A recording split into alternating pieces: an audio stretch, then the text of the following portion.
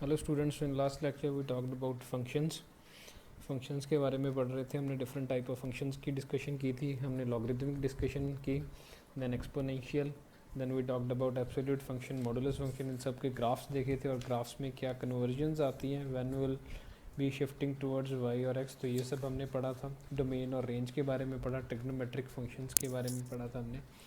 Now the next function will B signum function. Okay, next function that we are going to talk about is signum function. Okay, तो signum function के बारे में आज start करते हैं. That is signum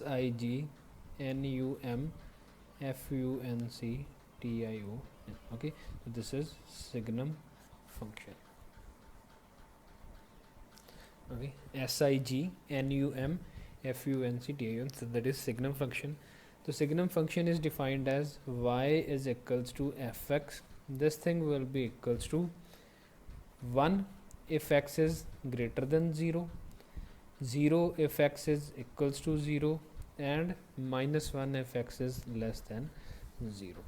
मतलब और x को हम रिप्रेजेंट कैसे करते हैं, that is represented by signum function is represented by curly brackets. Signum function is represented by curly brackets. Okay, यहाँ curly brackets से नहीं, हम इसे s g और n of x से रिप्रेजेंट करेंगे. तो अगर आपको कहीं पे सिग्नम ऑफ x देखने के लिए बोला जाएगा तो that means f x is equals to 1 if x is greater than 0, 0 if x is equals to 0, -1 if x is less than 0. अब इसका मतलब क्या है, मतलब क्या है कि अगर आपकी यहाँ पे जो x पुट कर रहे हो अगर वो ग्रेटर देन 0 है तो आपके सारे के सारे आंसर्स कितने बन जाएंगे, 1.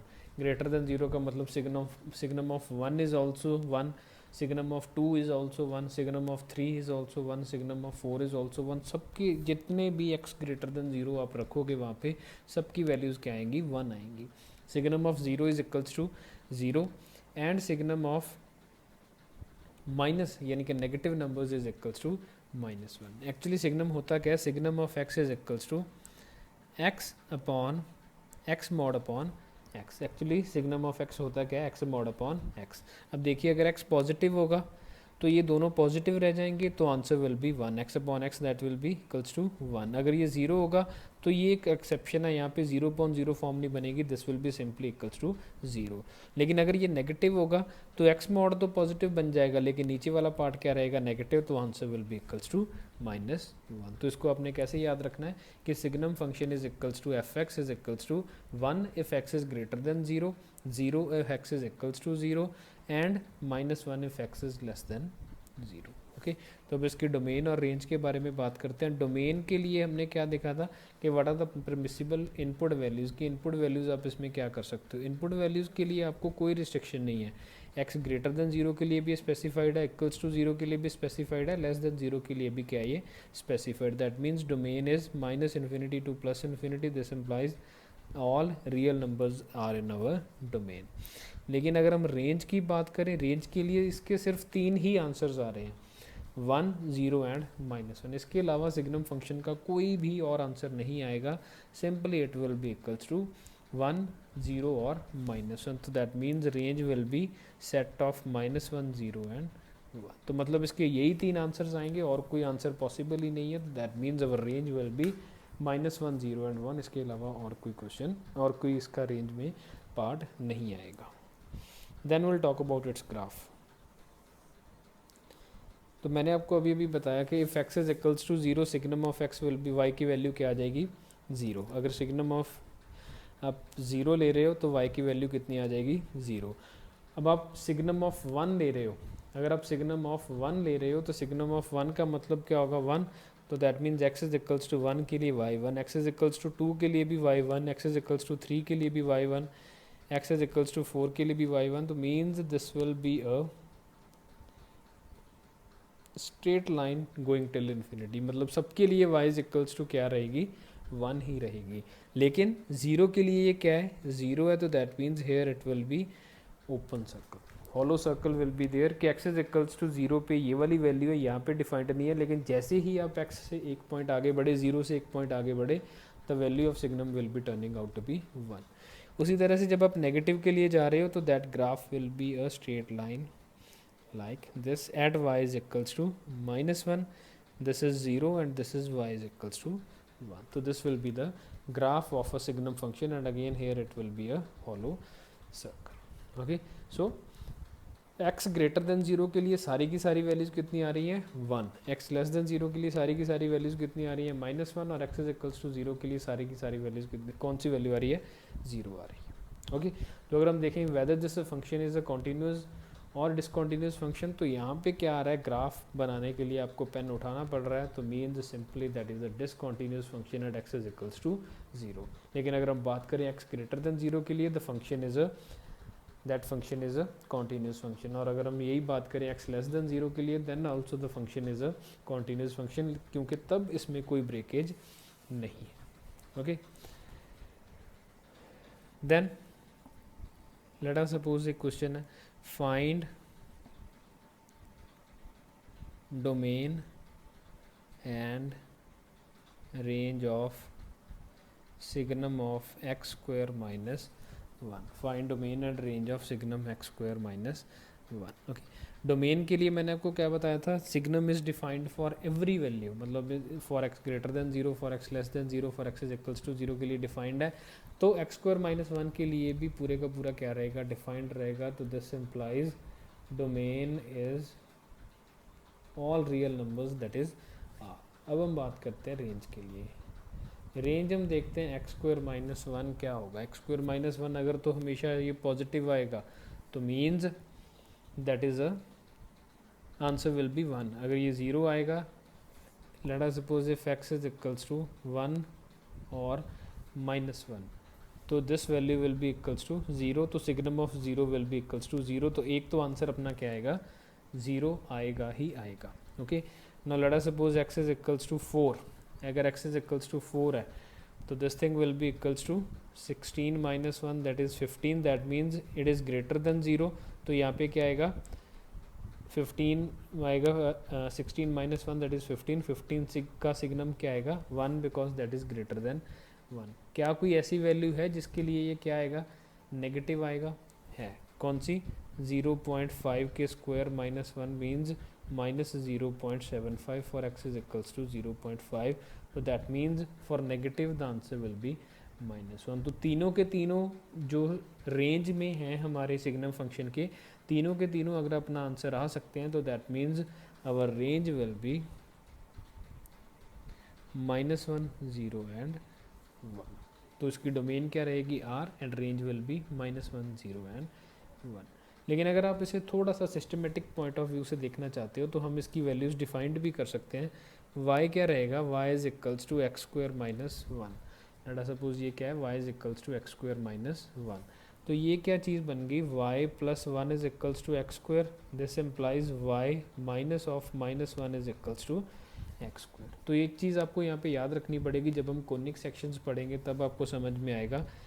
X square is equals to y किस तरह का फंक्शन होता है, ये वाला. X square is equals to y का ग्राफ किस तरह से बनता है, ये वाला. ओके, वर्टेक्स एट कहाँ पे है, 0, 0 पे. तो मैंने आपको एब्सोल्यूट फंक्शन की डेफिनेशन में बताया था कि जिस पार्ट में चेंजेस आएगी उस साइड आपने शिफ्ट करना है. तो y प्लस 1 में क्या आ गया, y minus minus 1. Okay, x में कोई चेंज नहीं आई, y में चेंज आई, कहाँ पे चले गए आप, -1 पे. तो means new graph will be at y is equals to -1. तो the graph will be like this. So the graph will be like this. Now जो y की वैल्यूज़ हैं, इसकी वैल्यू नेगेटिव भी आ सकती है, 0 भी आ सकती है, पॉजिटिव भी आ सकती है. तो इन सब वैल्यूज़ के लिए क्या आएगा, ये दैट विल बी -1. इस वैल्यू के लिए क्या आएगा, ये 0, और ग्रेटर देन 0 के लिए क्या आएगा, ये 1 आएगा. तो ग्राफ से भी हम देख सकते हैं कि एक्स स्क्वायर माइनस 1 की वैल्यू पॉजिटिव भी आ रही है, नेगेटिव भी आ रही है, और 0 भी आ रही है. तो this implies range of signum of x square minus 1 could also be -1 and 0. Okay, so this is how to find out the domain and range of signum functions. एक और एग्जांपल हम लेते हैं, find domain and range of signum of x square plus 1. Find domain and range of signum of x square plus 1. अब देखिए, अगर x square plus 1 है हमारे पास, तो क्या एक्स स्क्वायर 1 की वैल्यू आप सबसे पहले डोमेन के बारे में। डोमेन के बारे में तो आपको चिंता करने की ज़रूरत ही नहीं है, domain every time will be R, because signum is defined for all real numbers, for all negative positive zeros, तो that means simply the domain will be equals to r। लेकिन सेकंड अगर हम चीज़ करें, बात करें रेंज के बारे में, तो रेंज अगर हम देखें, क्या ये चीज़ कभी ज़ीरो हो सकती है? ज़ीरो कब होगी? When x square is equals to -1। क्या एक्स स्क्वायर -1 हो सकता है? बिल्कुल नहीं हो सकता। तो that means this thing can't be, x square plus 1 can't be equals to zero. Okay, तो दिस इम्प्लाइज, तो ज़ीरो तो अपनी रेंज से चला गया, ज़ीरो अपना आंसर नहीं आ सकता।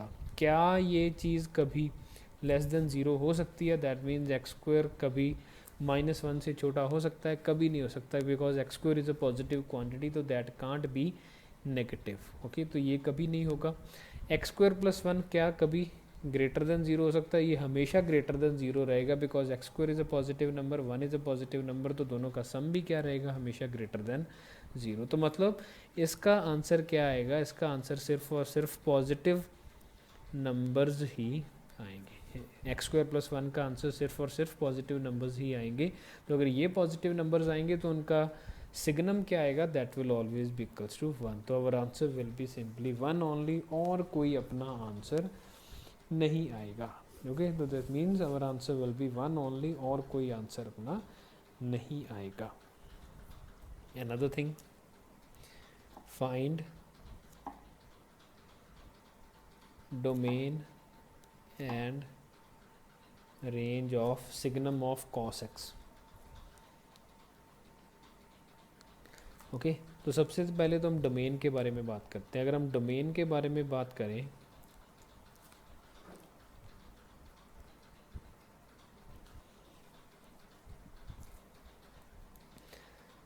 क्या cos x की डोमेन में कोई रिस्ट्रिक्शंस हैं? हमारे पास कोई रिस्ट्रिक्शन नहीं है। cos में आप कुछ भी रख सकते हो, कोई प्रॉब्लम नहीं आएगी। तो और वही चीज़ सिग्नम के लिए हो रही है, तो मीन्स डोमेन इज r। लेकिन अगर हम रेंज की बात करें तो ये क्या हो जाएगा? cos x की वैल्यू कहाँ से कहाँ वेरी करती है? -1 से 1 तक। -1 में कुछ नेगेटिव नंबर्स हैं, कुछ ज़ीरो, एक ज़ीरो है और एक कुछ पॉजिटिव नंबर्स हैं। तो जो नेगेटिव नंबर्स आएंगे उनके लिए अपना आंसर क्या आएगा? -1। जो ज़ीरो है उसके लिए आंसर क्या आएगा? ज़ीरो, और जो पॉजिटिव है उसके लिए 1 आएगा। तो that means our range is -1 0 and 1। That means our range is -1 0 and 1। Okay, so this is how to find the domain and range of different signum function. Signum फंक्शन की डेफिनेशन क्या है? सिंपल, कि अगर नंबर ग्रेटर देन ज़ीरो रखोगे आप इसमें तो उसे 1 बना देगा, अगर ज़ीरो रखोगे तो उसे 0 रहने देगा, अगर आप नेगेटिव नंबर रखोगे तो that will turn it into -1। Okay, then there is another second next function. Signum function के बाद हम पढ़ेंगे ग्रेटेस्ट इंटीजर फंक्शन, जिसे हम क्या बोलते हैं? स्टेप अप फंक्शन भी बोलते हैं।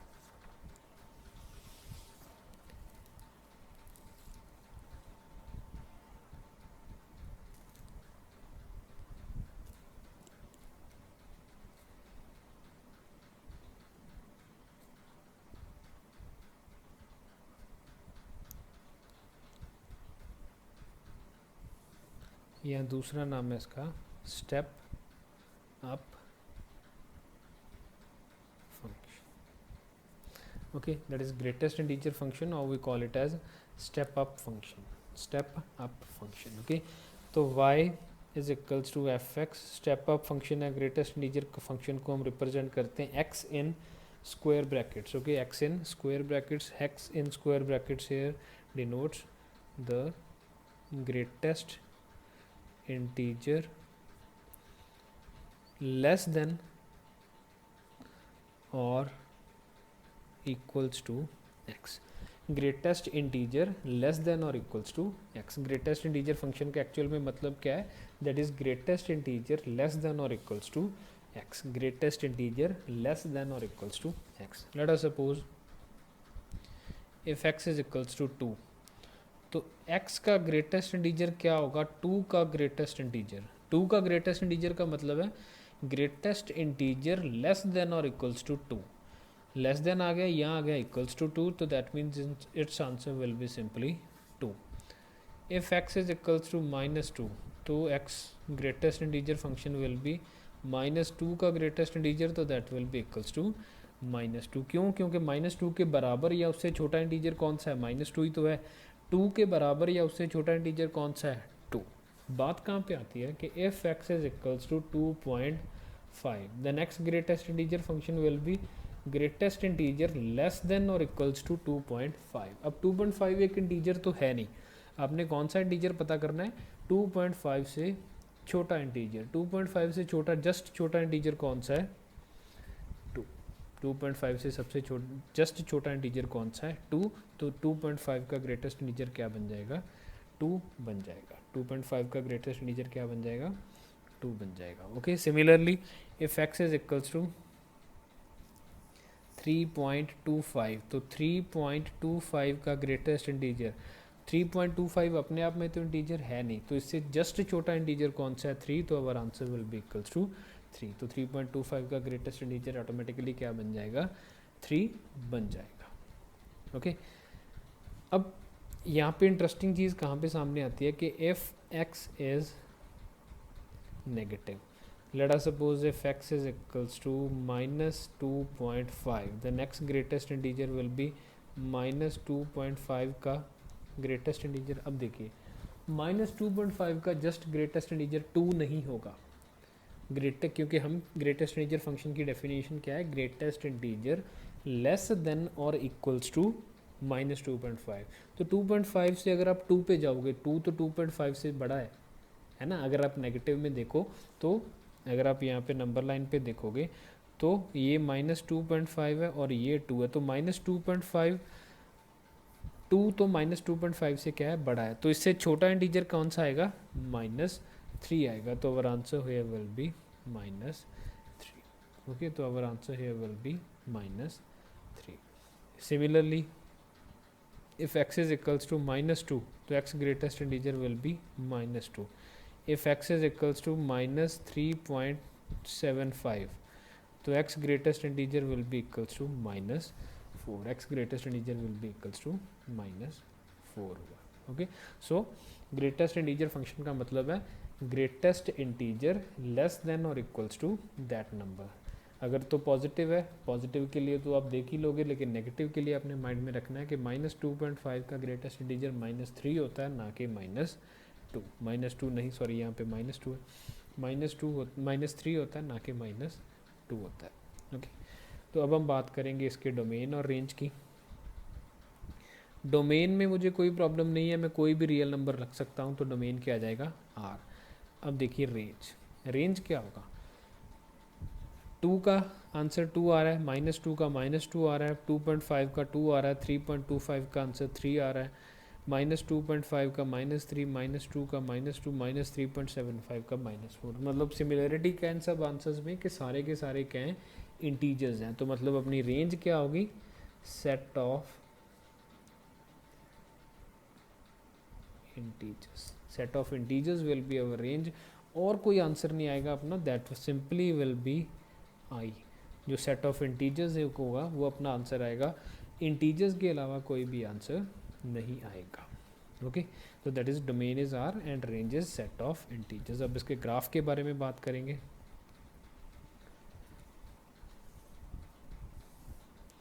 X axis negative x, y negative Y.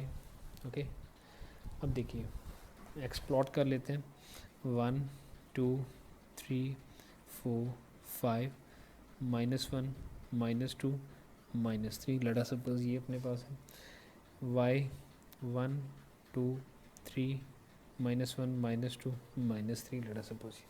अब देखिए अगर x इज इक्वल्स टू 0 है तो 0 या 0 से छोटा इंटीजर कौन सा है, 0 ही तो है कि नहीं। अच्छा, अगर 0.1 है तो 0.5 से छोटा इंटीजर कौन सा है, 0.1 है। 0.1 से छोटा इंटीजर कौन सा है, 0 ही तो है। 0.2 से छोटा भी, 0.5 से भी, 0.49 से भी, 0.99 से भी। तो मतलब जितने भी नंबर 0 और 1 से लाई कर रहे हैं सबके लिए ग्रेटेस्ट इंटीजर कौन सा है, 0 ही है। तो मतलब our line, this line will be our answer. लेकिन 1 के लिए क्या होगा, वो 1 के बराबर या उससे छोटा इंटीजर कौन सा है, 1 है। तो मतलब ये सब तो होगा ही होगा, this line will be our answer. लेकिन यहाँ पे क्या आएगा, हॉलो सर्कल। 1 के लिए ये वाला आंसर नहीं है, तो this will be a straight line including 0, but till this here it will be a hollow circle. लेकिन 1 पे जाके ये क्या बन जाएगा, क्लोज्ड सर्कल। ओके, अब देखिए 1.1 के लिए आंसर 1 ही रहेगा, 1.2 के लिए भी 1, 1.5 के लिए भी, 1.9 तक ये क्या रहेगा, 1 ही रहेगा। तो means this will be a straight line. लेकिन 2 पे आंसर क्या बन जाएगा, 2 बन जाएगा, है कि नहीं। तो सिमिलरली यहाँ पे चलती जाएगी लाइन, 3 पे आंसर क्या बन जाएगा, 3 बन जाएगा। यहाँ से ऐसी चलती जाएगी लाइन, 4 पे आंसर क्या बन जाएगा, 4 बन जाएगा। And similarly it will be moving on. Okay, now if x is equals to -0.5 तो अवर आंसर विल बी -1। और इन सब के लिए ये क्या आएगी, straight line. And here it will be -1 के लिए आंसर क्या आएगा, sorry, if x is equals to 0 तो आंसर विल बी 0, लेकिन उनसे छोटी वैल्यूज़ के लिए क्या आएगा, -1। सिमिलरली अगर -1 से -2 के लिए देखोगे, -1.5 है तो अवर आंसर विल बी -2, और यहाँ पे क्या आएगा, हॉलो सर्कल। सिमिलरली -3 और -2 के बीच में ये वाला एंड दिस।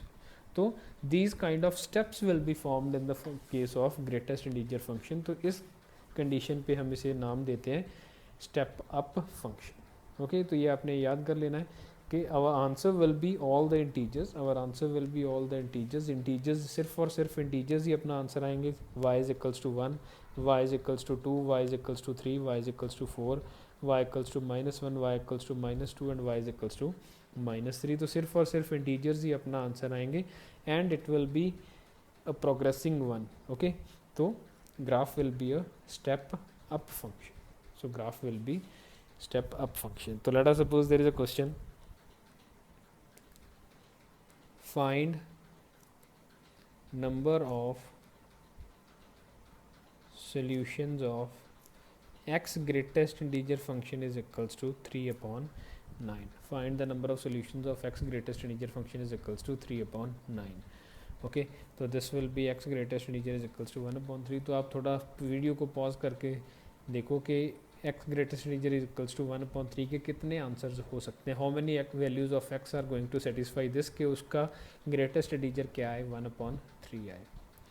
अगर आप थोड़ा सा माइंड स्टॉर्मिंग करोगे, ब्रेन स्टॉर्मिंग करोगे, तो आपको पता चलेगा कि दिस कांट हैपन, ये कभी नहीं हो सकता। क्यों नहीं हो सकता, बिकॉज हमने पढ़ा कि x ग्रेटेस्ट इंटीजर फंक्शन की जो आंसर्स हैं they will be integers every time. इसकी रेंज क्या है, सारे के सारे इंटीजर्स हैं। तो 1/3 इंटीजर नहीं है, तो मीन्स ये एक फॉल्स क्वेश्चन था, ये गलत क्वेश्चन है। x greatest integer can't be 3/9, this means no solution will be, no value of x is going to satisfy this, कि कोई भी ऐसा x एग्जिस्ट नहीं करता जिसके लिए क्या हो, ये चीज़ क्या बन जाए,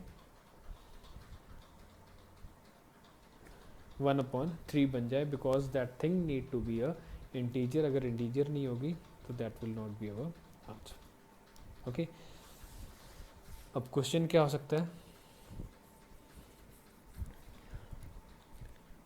find domain of fx is equals to under root of x greatest integer minus 1. Find domain of under root fx is equals to under root of x greatest integer minus 1. तो मैंने आपको बताया था डोमेन पता करने का क्या तरीका होता है। जब अंडर रूट आ जाए, अंडर रूट आ जाए तो अंदर वाली चीज़ क्या होनी चाहिए, that must be greater than equals to 0, that must be greater than equals to 0. तो this implies x greatest integer function that must be greater than equals to 1. ये हमेशा क्या होना चाहिए, 1 से बड़ा होना चाहिए। अब देखिए x ग्रेटेस्ट इंटीजर वैल्यू की वैल्यू 1 कब आ रही है, यहाँ पे आ रही है। तो 1 से बड़ी value greater than equals to 1, मतलब इस पॉइंट पे x इज इक्वल्स टू 1 के लिए वो क्या आ रही है, 1 आ रही है। लेकिन 1 से जितनी भी बड़ी वैल्यूज़ हैं सबके लिए 1 या 1 से ज़्यादा ही आ रही है। 2 से अगर आप शुरुआत करोगे तो 2, 3, 4 ऐसे चल रही है, लेकिन 1 कब आ रही है, when it is from 1 to 2। तो दैट मीन्स इफ़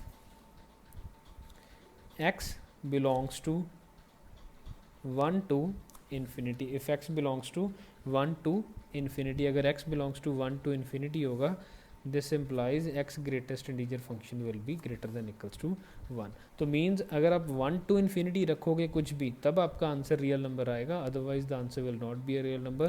तो that means domain is 1 to infinity, that means domain is 1 to infinity. Okay, अगर आप जैसे सपोज 0.5 रख के देख लो, 0.5 जब आप रखोगे तो 0.5 का ग्रेटेस्ट इंटीजर क्या आएगा, 0, 0 माइनस 1 क्या आएगा, -1, -1 का अंडर रूट, तो एक अनडिफाइंड चीज़ बन जाएगी, तो that will not be our. Okay, तो this is how to find out the domain of greatest integer function. तो एक फंक्शन अभी बाकी है हमारे पास, fractional part, we will discuss that in next lecture and we will do some problems on domain and ranges of various types of function.